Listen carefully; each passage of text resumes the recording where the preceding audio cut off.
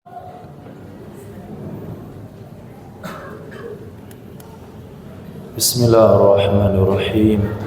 Assalamualaikum warahmatullahi wabarakatuh.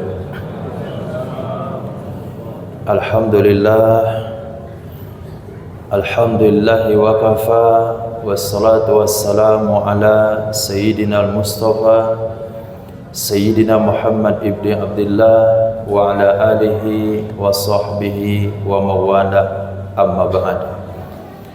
Ma'asyiral muslimin, Allahumma yassir umurana wa umural muslimin ajma'in. Bapak Ibu jamaah tarawih yang dimuliakan Allah Subhanahu wa taala. Allah Subhanahu wa taala berfirman, "Ya ayyuhalladzina amanu tubu ilallahi taubatan nasuha." Wahai orang-orang beriman, bertobatlah kalian kepada Allah dengan taubat yang sebenar-benarnya. Asa rabbukum an yukaffira ankum. Semoga Tuhanmu menghapuskan dosa-dosamu, wa yudkhilakum jannatin tajri min tahtihal anhar. Dan semoga Tuhanmu memasukkanmu ke dalam surga yang mengalir di bawahnya sungai-sungai. Bapak Ibu jamaah tarawih dimuliakan Allah Subhanahu wa taala, apa yang bisa kita pahami dari ayat ini? Ternyata kaum muslimin untuk memasuki surga Allah bukan hanya modal pahala, tapi dengan modal dosa pun bisa masuk surga. Lihat di ayat tersebut tidak ada amal sedikit pun. Kata Allah di situ, wahai orang-orang beriman, bertobatlah sebenar-benarnya, Allah hapuskan dosamu, Allah masukkan kamu dalam surga. Apa modalnya? Dosa. Masuk surga bermodalkan dosa. Kalaulah masuk surga bermodalkan dosa hanya dengan modal nyesal, hanya dengan modal mengakui kesalahan di hadapan Allah Subhanahu wa taala, tidak juga bisa masuk surga. Kata Allah, di jalan yang mana lagi yang mau saya tawarkan kepada kalian? Lewat pembangunan masjid, lewat anak yatim, lewat sedekah, lewat zakat, lewat salat tarawih, lewat salat 5 waktu, puasa Ramadan, satu pun enggak bisa dia dapatkan. Semuanya ditinggalkan, tidak ada hirau sedikit pun. Tapi ketika dia datang kepada Allah Subhanahu wa taala mengakui dosa dan kesalahannya, Allah hapuskan dosanya, Allah masukkan dia dalam surga. Dalam Sahih Bukhari dan Muslim diriwayatkan sebuah hadis pada Sayyidina Anas ibn Malik dari Sayyidina Abdullah ibn Mas'ud radhiyallahu an. Apa kata beliau? Innal mu'minina yara dzunubahum ka'annahu tahta jabalin yakhafu an yaqa'a alaih. Orang beriman itu memandang dosa dan kesalahannya seperti gunung yang ada di atasnya. Dia takut kalau gunung itu jatuh menimpa dirinya. Ini ciri-ciri orang beriman dengan dosa. Nah, pada hari ini kalau kita melihat kepada diri kita masing-masing, ketika disuruh bertobat, apa kata kita? Apa dosa saya? Apa dosa saya?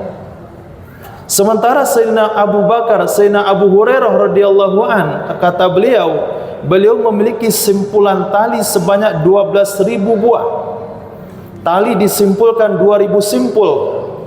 Kata beliau, saya membaca istighfar dengan sebanyak simpul tali ini seperti banyaknya dosaku setiap hari. Itu sahabat perawi hadis terbanyak, mengakui punya dosa sehari itu 12.000 banyaknya. Lalu kita yang ada di akhir zaman, ketika diajak untuk bertobat, dibaca ayat tobat, hati kecil kita tanpa disengaja secara spontan dia katakan, apa dosa saya? Kaum muslimin dimuliakan Allah Subhanahu wa taala, ulama katakan pendosa yang bertobat jauh lebih baik daripada orang ibadah yang tidak tahu atau tidak mengaku berdosa. Pendosa yang menyadari dosa kesalahannya dan dia bertobat kepada Allah Subhanahu wa taala berada dalam penyesalan, itu lebih baik dari ahli ibadah yang merasa tidak berdosa.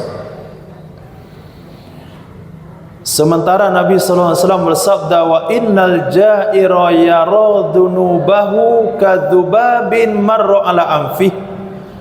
Orang pendosa melihat dosanya itu seperti lalat yang hinggap di hidungnya. Ketika dikibas sedikit terbang dosa. Itu anggapannya.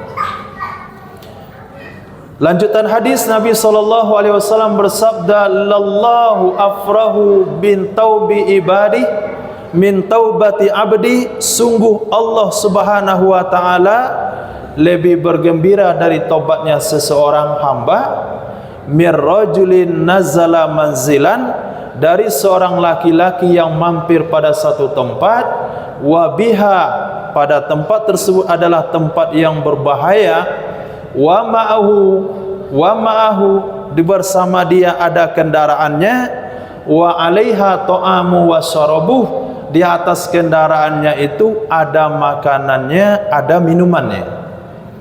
Dalam riwayat yang lain kata Nabi sallallahu alaihi wasallam, seorang laki-laki musafir membawa kendaraan ontanya, di atas onta itu ada pakaiannya, ada makanannya, ada minumannya. Kemudian dia mampir di padang pasir.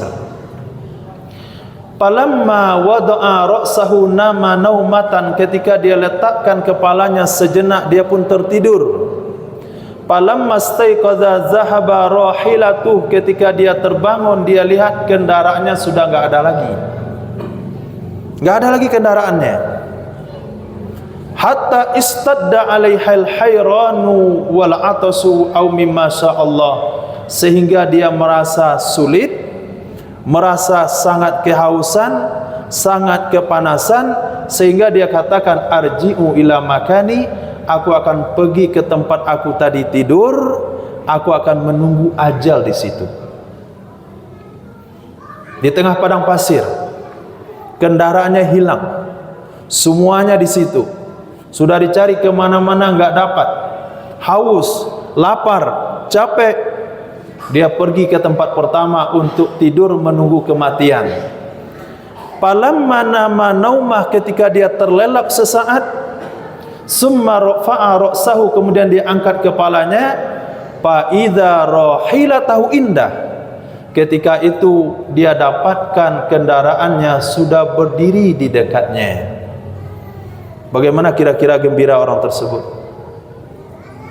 Sehingga dalam riwayat yang lain dikatakan dia pegang tali kendali daripada kendaraannya, dia katakan, ya Rabbi anta abdi wa ana rabbuk, wahai Tuhanku, engkau betul-betul hambaku, aku Tuhanmu. Kata Nabi, dia baca terbalik karena saking gembiranya. Maka Nabi mengatakan, Allah lebih gembira kepada orang yang bertobat daripada gembiranya seseorang yang menemukan kendaraannya yang tadi. Kalaulah Allah bergembira kepada orang bertobat, kira-kira bagaimana kegembiraan Allah kepada orang yang menyebabkan saudaranya bertobat? Bagaimana kira-kira gembiranya Allah kepada orang yang menyebabkan bapaknya bertobat, anaknya bertobat, kawannya bertobat, kawan bisnisnya bertobat? Sungguh lebih bergembira lagi. Kepada pendosa saja justru Allah lebih bergembira daripada kegembiraan seorang yang sudah mau mati lalu menemukan kekayaannya. Apalagi kalau ada setiap kita memiliki pemikiran bagaimana setiap orang yang dekat dengan kita, bersentuhan dengan kita, apakah urusan bisnis yang lainnya, kita berfikir bagaimana dia juga bisa taat kepada Allah Subhanahu wa taala.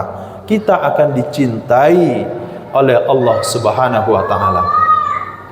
Bapak Ibu muliakan Allah Subhanahu wa taala, dalam riwayat yang lain Nabi sallallahu alaihi wasallam bersabda, innalladzi ahsana fima baki ghufira lahu ma madha wa ma baki. Orang yang memperbaiki hidupnya di sisa usianya, orang yang memperbaiki hidupnya di sisa usianya, Allah akan ampuni dosanya yang lalu dan yang akan datang. Wa man asaa fima baki, orang yang tetap tidak memperbaiki cara hidup, tetap saja tidak solat, tetap saja tidak peduli dengan kewajiban-kewajiban yang dibebankan kepadanya, ukhidha fima madha wa ma baki, dia tetap akan diambil hukum atas dosa yang telah berlalu dan dosa di sisa-sisa usianya. Bapak Ibu mulakan Allah Subhanahu wa taala, dalam satu riwayat Nabi menggaris di tanah seperti segi empat, kemudian di kiri kanan Nabi garis-garis pendek, kemudian di tengah Nabi garis lurus panjang keluar pada garis segi empat yang tadi. Nabi bersabda, segi empat itulah ajalnya manusia, sementara garis yang panjang yang di luar daripada yang segi empat itu adalah angan-angannya. Dalam riwayat yang lain Nabi SAW juga bersabda, boleh tua daripada seseorang, usianya, seleranya, semangatnya, tapi ada dua yang tetap muda. Pertama angan-angan, yang kedua cinta dunia. Orang yang kadang-kala berusia 50 tahun, 60 tahun, dia katakan masih mikirkan masa depan. Sudah berusia 56 tahun, 60 tahun, masih memikirkan masa depan. Masa depan di mana? Enggak ada lagi masa depan. Nah, seharusnya orang-orang yang tua yang sudah tahu masa depan itu mestinya bercerita kepada anak-anak kita yang masih muda. Kalian hari ini belajar untuk masa tua. Kalian bekerja untuk masa tua. Katakan kita yang sudah tua, saya sudah tiba di masa tua itu. Enggak ada apa-apanya di masa tua. Jadi yang muda-muda jangan berpikir berusaha bekerja untuk masa tua. Coba tanya sama orang tua, apa yang ada di masa tua? Enggak ada. Ini enggak boleh dimakan, itu enggak boleh banyak, minum es enggak boleh, itu enggak boleh. Itu yang ada di masa tua. Untuk apa menyiapkan segala-galanya untuk masa tua? Maka masa depannya umat Islam itu adalah di dalam kubur Allah Subhanahu wa taala. Itu masa depan yang sesungguhnya. Kita ingin mendapatkan satu kesempatan yang sangat bagus. Ucapan sepatah dari malaikat, tidurlah kalian seperti tidur pengantin. Itu masa depannya umat Islam. Coba kita robah dari pemikiran anak-anak kita. Masa depan itu bukan masa tua. Masa depannya umat Islam itu adalah di kubur Allah Subhanahu wa taala. Dalam riwayat yang lain baginda Nabi SAW bersabda dalam hadis kudusi, apa kata Allah? Ya ibna Adam, ma rajautani wa ghafartani ghafartu laka ala ma bik wala ubali. Wahai manusia, kata Allah Subhanahu wa taala, selama engkau berharap kepada aku, selama engkau memohon kepada aku ampuni dosamu, apapun banyaknya saya tidak peduli. Ya ibna Adam, law kanat dzunubuka ila ananis sama summa ataitani wastaghfartani ghafartu laka wala ubali. Wahai manusia, kalau dosamu sampai ke awan sekalipun, lalu kamu datang kepadaku mohon istighfar, taubat, astaghfirullahalazim, aku ampuni, saya tidak peduli. Ya ibna Adam, lai ataitani bi qurabid dunya khataya summa laqitani la tusriku bi syai'a ataituka bi qurabaha maghfirah. Wahai manusia, kalau kamu datang kepadaku sepenuh dunia ini dengan dosa kesalahan, syarat jangan syirik, aku sambut kedatanganmu sepenuh dunia dengan keampunan. Jamaah melakukan Allah Subhanahu wa taala, ini akhir-akhir, hari-hari terakhir Ramadan. Kita banyak istighfar, banyak hak-hak Ramadan yang belum kita tunaikan, banyak hak Quran yang belum kita tunaikan. Mungkin ada Quran yang belum selesai kita baca, mungkin tarawih yang belum sungguh-sungguh kita lakukan, mungkin puasa kita yang belum serius kita laksanakan. Jangan kita katakan kita orang-orang bersih dari dosa. Datang kepada Allah Subhanahu wa taala, katakan, wahai Allah, ini hambamu yang hidup di akhir zaman yang penuh dengan dosa, tolong berikan keampunan dengan keberkahan bulan Ramadan. InsyaAllah Allah Subhanahu wa taala akan memberikan tempat yang mulia kepada kita mulia dunia dan akhirat insyaallah. Mohon maaf kalau ada salah dan janggal. Assalamualaikum warahmatullahi wabarakatuh.